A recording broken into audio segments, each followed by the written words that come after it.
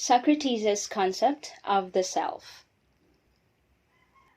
Socrates was an ancient Greek philosopher considered to be the forerunner of Western philosophy.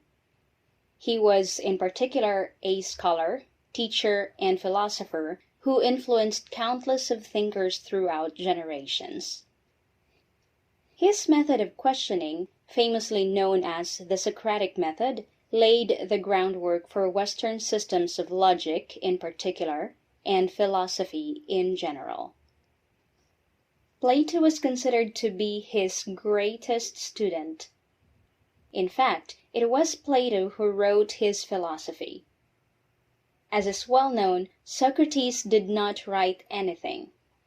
It was Plato who systematically articulated Socrates' philosophy through his famous dialogues, which also chronicled Socrates' life. Socrates was eventually accused of corrupting the youth of Athens and sentenced to death by drinking hemlock. He could have opted for exile, but chose death instead. It can be surmised that Socrates used his death as a final lesson for his students to face the adversities of life calmly and squarely, rather than flee like chickens and ducks when faced with storms in life. Socrates was fully convinced that philosophy must obtain practical results for the greater well-being of society. And for Socrates, the very first step towards the realization of this goal is the acquisition of wisdom through knowing one's self.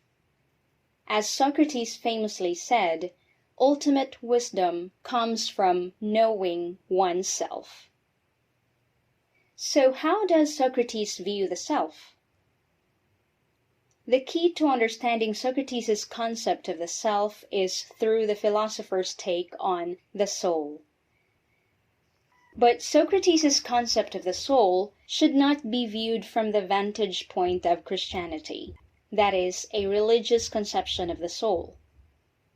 It is important to note that the ancient Greeks lived long before the existence of Christianity, so that for them, the concept of the soul did not have the same religious connotations that it has for us today.